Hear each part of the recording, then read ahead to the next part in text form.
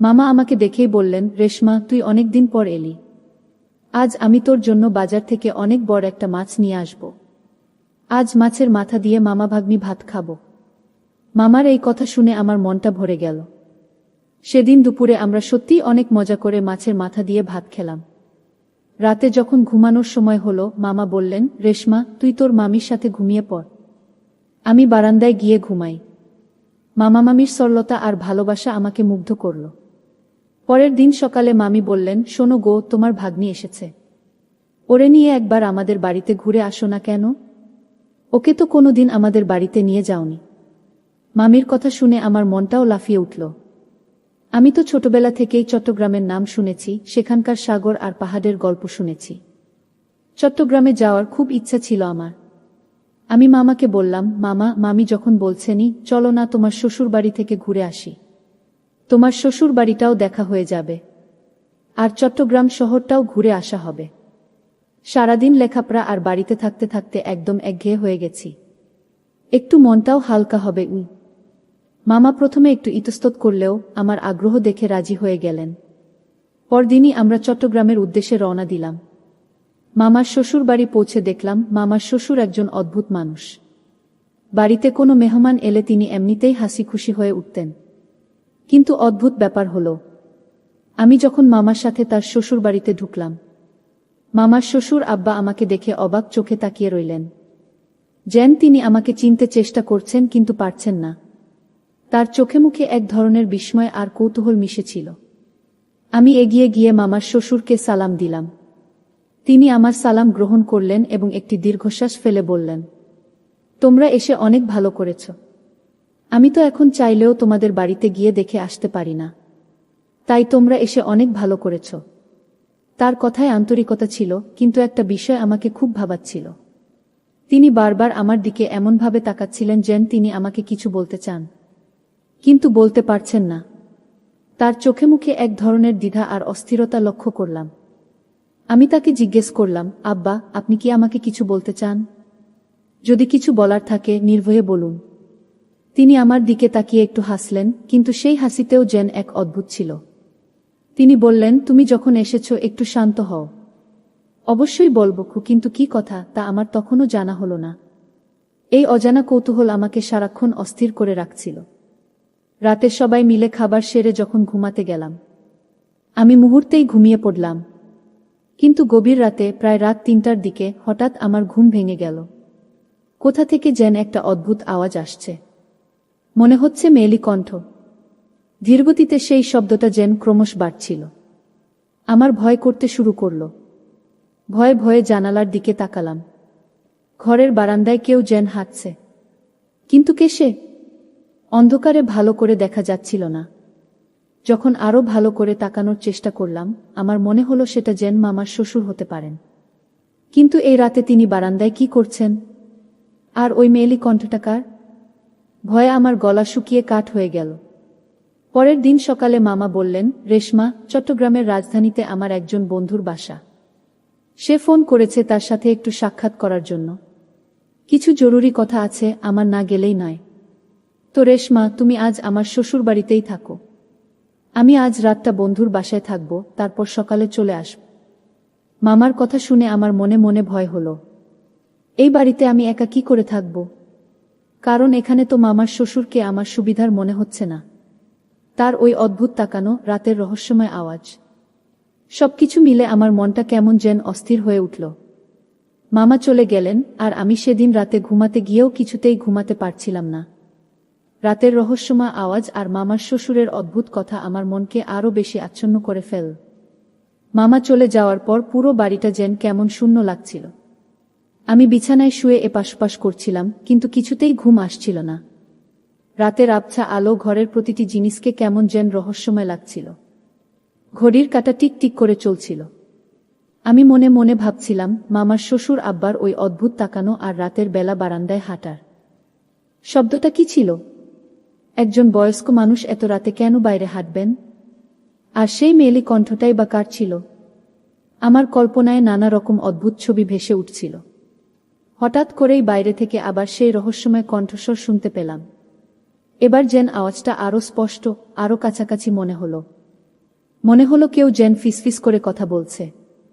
ভয়ে আমার মন কেঁপে উঠল। আমি চাদরটা গায়ে জড়িয়ে নিলাম আর ঘুমানোর চেষ্টা করলাম, কিন্তু কৌতূহল আমাকে স্থির থাকতে দিল না। আমি ধীরে ধীরে বিছানা থেকে নেমে জানালার কাছে গেলাম। পর্দা সরিয়ে সাবধানে বাইরে তাকালাম। চাঁদের আবছা আলো বারান্দাটা কিছুটা দেখা যাচ্ছিল। প্রথমে কিছুই দেখতে পেলাম না, কিন্তু একটু পরেই আমার চোখ আটকে গেল। মামার শ্বশুর আব্বা বারান্দায় দাঁড়িয়ে আছেন। তিনি একটা গাছের দিকে এক দৃষ্টিতে তাকিয়ে আছেন, আর তার ঠোঁট নড়ছে যেন তিনি কারোর সাথে কথা বলছেন। কিন্তু আশেপাশে তো আর কেউ নেই। তাহলে তিনি কার সাথে কথা বলছেন? ব্যাপারটা আরও রহস্যময় মনে হলো। আমি ভালো করে খেয়াল করলাম, তার চোখগুলো কেমন যেন ঘোলাটে দেখাচ্ছিল, আর তার মুখটা ভীষণ মলিন। মনে হচ্ছিল তিনি ভীষণ চিন্তিত বা দুশ্চিন্তাগ্রস্ত। কিছুক্ষণ পর তিনি হঠাৎ করে মাটির দিকে তাকিয়ে নিচু স্বরে কিছু বললেন। তারপর ধীরে ধীরে ঘরের ভেতরে চলে গেলেন। আমি জানালা থেকে সরে এসে বিছানায় ধপাস করে বসে পড়লাম। আমার সারা শরীর ভয়ে কাঁপছিল। কি দেখলাম আমি? মামার শ্বশুর কি ঘুমের ঘোরে কথা বলছিলেন, নাকি অন্য কোনো রহস্য লুকিয়ে আছে? এই চিন্তায় আমি সারা রাত আর ঘুমাতে পারলাম না। ভোরের আলো ফুটতেই আমার চোখে একটু ঘুম নামল। সকালে ঘুম ভাঙতেই দেখি মামি আমার পাশে বসে আছেন। তিনি বললেন, কি রে রেশমা, তোর শরীর খারাপ লাগছে নাকি? মুখটা এমন ফ্যাকাশে লাগছে কেন? আমি মামির দিকে তাকালাম। রাতের ঘটনাগুলো তাকে বলার সাহস হলো না। ভাবলাম তিনি হয়তো আমাকে বকা দেবেন বা বিশ্বাসই করবেন না। তাই মিথ্যা করে বললাম, না মামি, তেমন কিছু না। রাতে ভালো ঘুম হয়নি তাই। মামি চিন্তিত মুখে বললেন, সাবধানে থাকিস। শরীর খারাপ লাগলে বলবি। সকালের নাস্তা করার সময় মামার শ্বশুর আব্বাকে দেখলাম। তিনি স্বাভাবিক আছেন, যেন রাতে কিছুই হয়নি। তিনি আমার দিকে তাকিয়ে হাসি মুখে বললেন, কি রেশমা, রাতে ভালো ঘুম হয়েছে তো? তার এই প্রশ্ন শুনে আমার মনে হলো তিনি যেন আমাকে বিদ্রূপ করছেন। আমি শুধু মাথা নাড়লাম। নাস্তা শেষ করে তিনি বাইরে গেলেন। আমি সুযোগ বুঝে মামিকে জিজ্ঞেস করলাম, মামি, আব্বা রাতে বারান্দায় হাঁটেন নাকি? মামি একটু অবাক হয়ে আমার দিকে তাকালেন। কেন রে, কি হয়েছে? আমি তখন ইতস্তত করে রাতের কথাগুলো বললাম, তবে শুধু মামার শ্বশুরের বারান্দায় হাঁটার কথা বললাম, মেয়েলি কণ্ঠের কথা বললাম না। মামি সব শুনে দীর্ঘশ্বাস ফেললেন। আসলে কি জানিস, আব্বা আজকাল রাতে একটু অন্যরকম আচরণ করেন। তার ঘুমটা ভালো হয় না। মাঝে মধ্যে এভাবে বারান্দায় হাঁটাহাঁটি করেন। মনে হয় যেন কারো সাথে কথা বলছেন। আমরা প্রথমে ভয় পেলেও এখন মোটামুটি অভ্যস্ত হয়ে গেছি। ডাক্তার দেখিয়েছিলাম, ডাক্তার বলেছেন এটা বার্ধক্যের কারণে হতে পারে। মামির কথা শুনে আমার মনে একটু স্বস্তি ফিরে এলো, কিন্তু পুরোপুরি স্বস্তি পেলাম না। মামি হয়তো সবটা জানেন না বা আমাকে বলতে চান না। মনে হলো, কিন্তু মামি বলল, তুমি আসার পর থেকেই আমার বাবা একটু বেশিই অদ্ভুত হয়েছে। এই রহস্যের পেছনে আরও গভীর কিছু লুকানো আছে। মামির কথা শুনে খানিকটা স্বস্তি পেলেও আমার মন থেকে সন্দেহ পুরোপুরি কাটল না। বার্ধক্যজনিত সমস্যা? কিন্তু রাতের সেই মেয়েলি কণ্ঠস্বরটা কি ছিল? মামি হয়তো সবটা জানেন না, অথবা আমাকে জানাতে চান না। সারাদিন আমার মাথায় ঘুরপাক খাচ্ছিল এই চিন্তা। আমি মনে মনে ঠিক করলাম, এই রহস্যের আমাকে জানতেই হবে। সেদিন বিকেলে আমি বাড়িটা ভালো করে ঘুরে দেখার সিদ্ধান্ত নিলাম। বাড়িটা বেশ পুরনো, তবে পরিপাটি করে সাজানো। আমি প্রতিটি ঘর, প্রতিটি কোণ খুঁটিয়ে দেখতে লাগলাম। মামার শ্বশুর আব্বা তখন বারান্দায় বসে খবরের কাগজ পড়ছিলেন। আমি লক্ষ্য করলাম তার চোখ দুটো মাঝে মাঝে অস্থিরভাবে চারদিকে ঘুরছে, যেন তিনি কিছু খুঁজছেন। হাঁটতে হাঁটতে আমি বাড়ির পেছনের দিকে গেলাম। সেখানে একটা ছোট বাগান ছিল, আর বাগানের এক কোণে একটা পুরনো ভাঙা ঘর দেখতে পেলাম। ঘরটা লতাপাতায় ঢাকা, আর তার দরজা জানালাগুলো ভাঙা। দেখে মনে হচ্ছিল বহুদিন ধরে ঘরটা তালাবন্ধ। আমার মনে হলো এই ঘরের ভেতরেই হয়তো কোনো রহস্য লুকিয়ে আছে। আমি কৌতূহলবশত ঘরের কাছাকাছি গেলাম। একটা ভাঙা জানালা দিয়ে ভেতরে উকি মারার চেষ্টা করলাম, কিন্তু অন্ধকার আর ধুলোবালির জন্য কিছুই দেখা যাচ্ছিল না। ঘরের ভেতরে একটা গন্ধ পাচ্ছিলাম। হঠাৎ করেই পেছন থেকে মামির ডাক শুনতে পেলাম, রেশমা, ওখানে কি করছিস? ওটা একটা ভাঙা ঘর, ভেতরে সাপ থাকতে পারে। এদিকে আয়। মামির কথায় আমি চমকে উঠলাম। তিনি দ্রুত আমার কাছে এসে আমাকে টেনে নিয়ে গেলেন। তার চোখে এক ধরনের ভয় আর সতর্কতার ছাপ দেখলাম। মামি বললেন, ও ঘরে কেউ যায় না, যেতেও নেই। ওটা আমাদের একটা পুরনো গুদাম ঘর, ওখানে কিছুই নেই। মামির কথায় কেমন যেন একটা ধোঁয়াশা মনে হলো। গুদাম ঘর? কিন্তু তার আচরণে মনে হলো তিনি কিছু লুকাতে চাইছেন। সেই রাতেও আমার ঘুম আসছিল না। রাতের খাবারের পর মামার শ্বশুর আব্বা যথারীতি তাড়াতাড়ি ঘুমিয়ে পড়লেন। মামিও কিছুক্ষণ পর ঘুমাতে গেলেন। আমি বিছানায় শুয়ে কান পেতে রইলাম। প্রায় মাঝরাতে আবার সেই ফিসফিস আওয়াজ। এবার আওয়াজটা যেন আরও স্পষ্ট। মনে হলো কেউ যেন কাঁদছে। আমার মন আরও অস্থির হয়ে গেল। আমি আর নিজেকে ধরে রাখতে পারলাম না। ধীরে ধীরে বিছানা থেকে নেমে আসলাম। এবার আর জানালার পাশে নয়, সরাসরি ঘরের দরজা খুলে বারান্দায় তাকালাম। আবছা আলো দেখলাম, মামার শ্বশুর আব্বা আবার সেই গাছের দিকে তাকিয়ে আছেন। তিনি ফিসফিস করে কিছু বলছেন, আর তার হাত দুটো কেমন যেন বাতাসে কিছু আঁকড়ে ধরার চেষ্টা করছে। আমি আরও ভালো করে খেয়াল করলাম, তার চোখ থেকে জল গড়িয়ে পড়ছে। তিনি কাঁদছেন। আর সেই মেয়েলি কণ্ঠস্বরটা, সেটা যেন আব্বার কণ্ঠস্বরের সাথেই মিশে আছে। যেন তিনি নিজেই মেয়েলি কণ্ঠে কথা বলছেন, অথবা মেয়েলি কণ্ঠকে নকল করছেন। আমি আর অবাক হলাম না, কিন্তু তার এই কান্না দেখে আমার মনে গভীর কৌতূহল জন্মালো। তিনি কেন কাঁদছেন? কিসের এত কষ্ট তার? এই মুহূর্তে আমার মনে হলো তিনি একা নন, যেন তার সাথে অদৃশ্য কোনো একজন দাঁড়িয়ে আছে। কিছুক্ষণের মধ্যে তিনি ঘরের ভেতরের দিকে চলে গেলেন। আমি দ্রুত নিজের ঘরে ফিরে আসলাম। আমার মনে হলো এই রহস্যের সমাধান হয়তো ওই ভাঙা ঘরটার সাথেই জড়িত, যার কথা মামি লুকাতে চেয়েছিলেন। মামার শ্বশুরের কান্না দেখে আমার মনটা খুব খারাপ হয়ে গেল।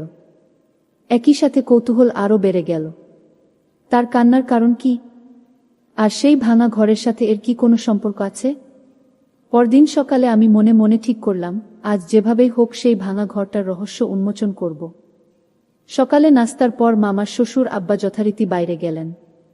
মামি বাড়ির কাজকর্মে ব্যস্ত ছিলেন। এটাই সুযোগ। আমি চুপি চুপি বাড়ির পেছনের দিকে সেই ভাঙা ঘরটার দিকে গেলাম। মামি যাতে টের না পান সেদিকে সতর্ক দৃষ্টি রাখছিলাম। ঘরটার চারদিকে ঘন লতাপাতা আর আগাছা জমে আছে। ঘরের কপাট দুটো ভাঙা, আর চারপাশে মাকসার জাল। ভেতরে ঢোকার আগেই একটা দুর্গন্ধ নাকে এলো। ঘরের ভেতরে ঢুকেই আমার গা শিউরে উঠল। ধুলো আর আবর্জনার স্তূপের মাঝে ঘরের কোনায় একটা পুরনো আলমারি দেখতে পেলাম। আলমারির পাল্লা দুটো খোলা, আর ভেতরে কিছু পুরনো কাপড় চোপড় আর ভাঙাচোরা জিনিসপত্র এলোমেলোভাবে পড়ে আছে। ঘরের মধ্যে আলো প্রবেশ করতে না পারায় পুরো ঘরটা অন্ধকারাচ্ছন্ন ছিল। আমি সাবধানে ভেতরে ঢুকলাম। আমার চোখ অভ্যস্ত হতে কিছুটা সময় লাগল। আমি আলমারির দিকে এগিয়ে গেলাম। সেখানে একটা পুরনো কাঠের বাক্স দেখতে পেলাম। বাক্সটার উপরে পুরো ধুলোর আস্তর। আমি সাবধানে বাক্সটা খুললাম। বাক্সটার ভেতর থেকে একটা পুরনো ডায়েরি আর কিছু পুরনো চিঠি বেরিয়ে এলো। ডায়েরিটা দেখতে বেশ পুরনো, পাতাগুলো হলদে হয়ে গেছে। আমার মনে হলো এই ডায়েরির মধ্যেই হয়তো রহস্যের চাবিকাঠি লুকানো আছে। আমি দ্রুত ডায়েরিটা হাতে তুলে নিলাম। ডায়েরিটার প্রথম পাতায় লেখা ছিল একটা নাম, জোহরা গুল। নিচে তারিখ ছিল অনেক বছর আগের। আমি পাতা উল্টে পড়তে শুরু করলাম। ডায়েরির পাতায় পাতায় লেখা ছিল এক নারীর দুঃখভরা জীবনের গল্প। জোহরা ছিলেন মামার শ্বশুরের একমাত্র মেয়ে। জোহরা খুব অল্প বয়সেই এক ছেলেকে ভালোবেসেছিলেন, কিন্তু তার বাবা মা সেই সম্পর্ক মেনে নেননি। জোহরার বাবা তাকে জোর করে অন্য এক ছেলের সাথে বিয়ে দিতে চেয়েছিলেন, কিন্তু জোহরা সেই বিয়েতে রাজি ছিলেন না। ডায়েরিতে লেখা ছিল জোহরা তার প্রেমিকের সাথে পালিয়ে যেতে চেয়েছিলেন, কিন্তু পারেননি। এক রাতে তিনি বাড়ি থেকে পালিয়ে যান, আর তারপর তাকে আর খুঁজে পাওয়া যায়নি। তার বাবা মা অনেক খোঁজাখুঁজি করেও তার কোনো সন্ধান পাননি। ডায়েরিটা পড়তে পড়তে আমার চোখ ভিজে উঠল। জোহরার জীবনের করুণ পরিণতি আমাকে গভীরভাবে নাড়া দিল। ডায়েরির শেষ পাতায় লেখা ছিল, আমি জানি না আমার ভাগ্যে কি আছে। আমার বাবা মা আমাকে ভালোবাসেন না। আমি শুধু চাই আমার ভালোবাসার মানুষকে ফিরে পেতে। যদি তা না হয় তবে আমি এই পৃথিবীতে আর বেঁচে থাকতে চাই না। এই লাইনগুলো পড়ে আমার মনে হলো জোহরা হয়তো মারা গিয়েছিল। কিন্তু তাহলে মামার শ্বশুরের রাতের কান্নার কারণ কি? আর সেই মেয়েলি কণ্ঠস্বর? আমি আরও কিছু চিঠি পেলাম। সেগুলো জোহরার লেখা। চিঠিতেও তার দুঃখ, ভালোবাসা আর বাবা মায়ের প্রতি অভিমানের কথা লেখা ছিল। সবশেষে একটা পুরনো ছবি পেলাম। ছবিতে জোহরা হাসি মুখে দাঁড়িয়ে আছেন, দেখতে অনেক সুন্দর। ছবিটার পেছনে লেখা ছিল, তোমার জোহরা গু। আমি ডায়েরি আর চিঠিগুলো নিয়ে দ্রুত ঘর থেকে বেরিয়ে আসলাম। আমার মনে হলো, জোহরার বাবা অর্থাৎ মামার শ্বশুর আব্বা হয়তো এখনও তার মেয়েকে হারানোর শোক ভুলতে পারেননি। রাতের বেলা তিনি জোহরার কথা ভেবে কাঁদেন। আর জোহরার কণ্ঠস্বর তিনি হয়তো নিজের মনেই শোনেন। তার আচরণ, তার চোখের জল, সবকিছু এখন স্পষ্ট হল। জোহরার ডায়েরি আর চিঠিগুলো পড়ে আমার মনটা এক গভীর বিষাদে ভরে গেল। মামার শ্বশুরের রাতের কান্নার কারণ আর সেই রহস্যময় মেয়েলি কণ্ঠের পেছনের সত্যটা আমার কাছে এখন পরিষ্কার। তিনি নিজের মেয়ে হারানোর যন্ত্রণা ছটফট করছেন, আর তার মনে জোহরার কণ্ঠেই প্রতিধ্বনিত হচ্ছে। এই শোক তাকে প্রতিনিয়ত কুরে কুরে খাচ্ছে। আমি ডায়েরি আর চিঠিগুলো সাবধানে আমার ব্যাগে রাখলাম। মনে মনে ভাবলাম, মামিকে সব কথা খুলে বলা উচিত। এই দুঃখ শুধু মামার শ্বশুরের একার নয়, পুরো পরিবারের। মামি হয়তো জোহরার নিখোঁজ হওয়ার কারণ সম্পর্কে অস্পষ্ট ধারণা রাখেন, কিন্তু ডায়েরির ভেতরের গভীরে লুকানো কষ্ট তিনি জানেন না। বিকালে যখন মামার শ্বশুর আব্বা বাইরে থেকে ফিরলেন, তখন আমি মামির কাছে গিয়ে ডায়েরি আর চিঠিগুলো বের করে আনলাম।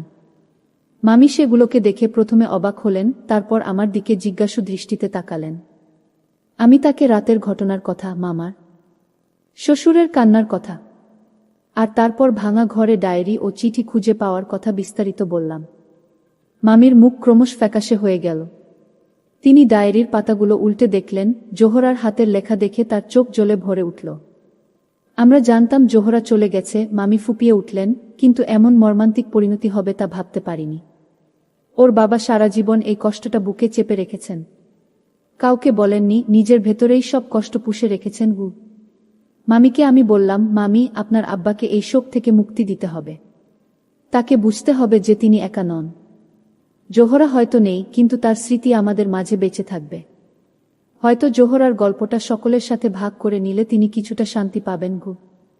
মামি আমার কথায় সায় দিলেন। সেদিন রাতে খাবারের পর আমরা সবাই বসলাম। মামার শ্বশুর আব্বা স্বাভাবিকভাবেই বসেছিলেন। মামি তখন ধীরে ধীরে ডায়েরিটা তার হাতে তুলে দিলেন। আব্বা প্রথমে অবাক হলেন, তারপর যখন জোহরার হাতের লেখা দেখলেন, তিনি ডায়েরিটা খুলে পড়তে শুরু করলেন। আমরা কেউ কোনো কথা বললাম না। তিনি পড়তে পড়তে কেঁদে ফেললেন। তার চোখের জল জোহরার লেখা অক্ষরের উপর পড়ছিল। অনেকক্ষণ পর তিনি ডায়েরিটা বন্ধ করলেন। তার মুখটা দেখে মনে হচ্ছিল তিনি যেন অনেক বছর ধরে চাপা পড়ে থাকা কোনো পাথর সরিয়ে ফেলেছেন। তিনি আমাদের দিকে তাকালেন, তার চোখে ছিল এক অদ্ভুত শূন্যতা আর সেই সাথে এক ধরনের শান্তি। তিনি বললেন, আমি জানতাম ও কোনোদিন ফিরে আসবে না, কিন্তু ওর এই কষ্টটা যে এতটা গভীর ছিল তা জানতাম না গু। এরপর আমরা মামার শ্বশুরের সাথে জোহরার স্মৃতিচারণ করলাম। মামি জোহরার ছোটবেলার কথা বললেন। আমরা সবাই জোহরার জন্য প্রার্থনা করলাম। সেদিনের পর মামার শ্বশুরের পরিবর্তন আসতে শুরু করল। রাতে তিনি আর বারান্দায় হাঁটতেন না। সেই রহস্যময় কণ্ঠস্বরও আর শোনা যেত না। তার মুখে ধীরে ধীরে হাসি ফুটতে শুরু করল। তিনি যেন জোহরার স্মৃতিকে নতুন করে বরণ করে নিলেন, কিন্তু তার হারানোর কষ্টকে আর নিজের ভেতরে চাপা রাখলেন না। কিছুদিন পর আমি মামার বাড়ি থেকে নিজেদের বাড়িতে ফিরে এলাম। এই কদিনে আমি শুধু একটি রহস্যের সমাধান করিনি, একটি পরিবারের গভীর দুঃখের অংশীদার হয়েছিলাম। আমি বুঝেছিলাম ভালোবাসার মানুষ হারানোর কষ্ট কতটা গভীর হতে পারে।